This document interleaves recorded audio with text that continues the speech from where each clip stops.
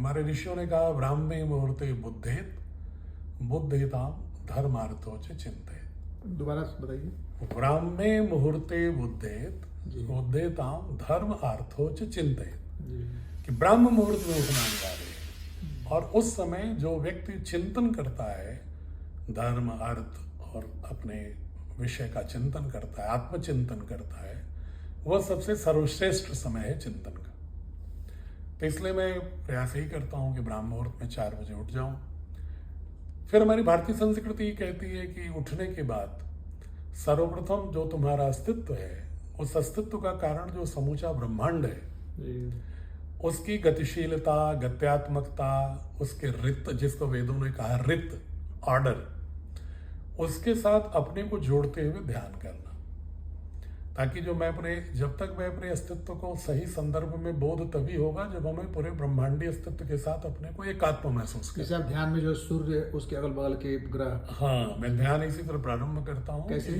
कि पहले सूर्य और उसके चतुर्दिक सौर मंडल के ग्रहों उपग्रहों के अपनी अपनी ऑर्बिट में, कक्षाओं में अनुशासित रूप से पारस्परिकता के साथ जो उनकी वेगमय ढंग से गति है, जो उसका जो गत्यात्मक स्वरूप है, उसको मैं विजुलाइज करता हूँ सहज रूप में।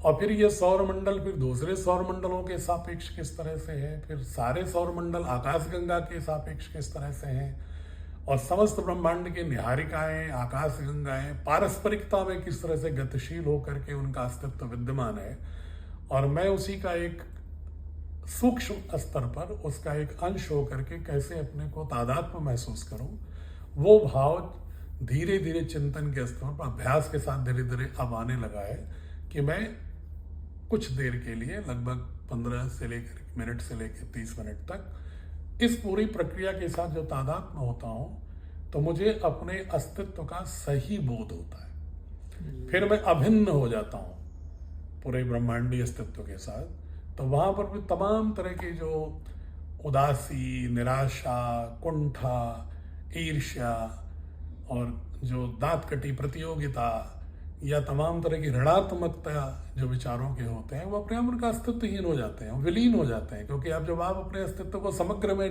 विलीन कर देते हैं, तो वहाँ ये सब चीज़ें गौड़ हो जाती है। इसके बाद में जब वो सहज अवस्था हो जाती है, ऊर्जा एक बिल्कुल सहज रूप में स्थिर हो जाती है और ब्रह्मांड के साथ गतिशीलता की अनुभूति होने लगती है, तब मैं अपने ऋषियों के ही बताए हुए फिर योग और प्राणायाम का आश्रय लेता हूँ 2-2.5 घंटे। तो उसके शरीर के जो विभिन्न आसन है, हार्डवेयर ठीक करने के लिए उसको करता हूँ। फिर प्राण शक्ति को, प्राणमय कोश को ठीक करने के लिए फिर मैं कपालभाति और अनुलोम विलोम, भुजंगासन, भ्रामरी आदि करता हूँ। आसनों में मुख्य रूप से, जैसे आपने भुजंगासन का नाम लिया है, भुजंगासन तो है ही, उसको तो मैं प्रयास करता हूँ कि लगातार 100-150 बार कर लूँ, जिससे कि शरीर में स्वेद, पसीना आ जाए। क्योंकि पसीना बहना भी एक बहुत बड़ा माध्यम होता है डिटॉक्सिफाई होने का।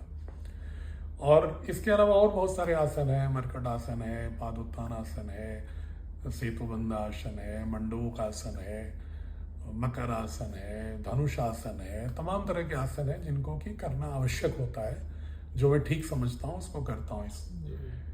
इसके पश्चात फिर मैं कुछ अपने मन को साधने के लिए, क्या मन को साधने के लिए बहुत स्वाभाविक रूप से मैं ओम शब्द पर, अच्छा, उस पर अपने ध्यान को केंद्रित करता हूँ बोलते हुए। हाँ, ओम बोलते हुए, जिससे कि उसमें कि स्वर साधना भी होती है और मन साधना भी होती है। प्राण साधना, मन साधना दोनों साथ साथ होती है।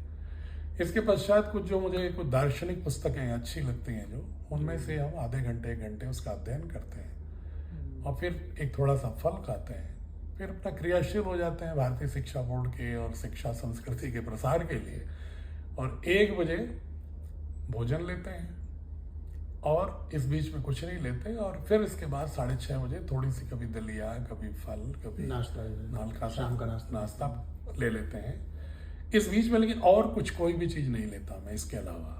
और एक चीज़ जरूर, ये भी जो आपने कहा वीगन, मैंने विगत 6.5 महीनों से मैंने एक प्रयोग किया। बहुत सारे जब शोध पढ़ा, हमने देखा, तो मुझे लगा कि मनुष्य के लिए सबसे उत्कृष्टतम जो पोषण का तत्व है वो वनस्पतियों में है। तो हमने बहुत सारे शोध भी पढ़े इधर, आप पाश्चात्य वैज्ञानिकों के भी, जापानीज साइंटिस्ट के भी, जर्मन साइंटिस्ट के भी, अमेरिकन साइंटिस्ट के भी। तो मुझे उन, चूंकि मैं खुद भी विज्ञान का विद्यार्थी हूँ, फिजिक्स का, तो मैंने बहुत अच्छे से जब अध्ययन कर लिया और मुझे जब एपोप्टोसिस और ऑटोफैजी की प्रोसेस का भी ज्ञान हो गया, और फिर मैंने उसको ऋषियों की प्रज्ञा से भी जोड़ा कि क्या चरक संहिता में भले ही अन्य भोजनों की चर्चा है, लेकिन सर्वश्रेष्ठ भोजन के रूप में वहां भी वनस्पतियों को ही केंद्रित किया गया है। शरीर के उपचार के लिए भी हर्बल्स को ही सबसे अधिक महत्व दिया गया हमारे शास्त्रों में, आज वैज्ञानिक वही मान रहे हैं। तो मैं इसलिए अपने को पूर्णतः वेजिटेबल प्लांट बेस्ड फूड लेने वाले के रूप में अपने को परिवर्तित कर लिया।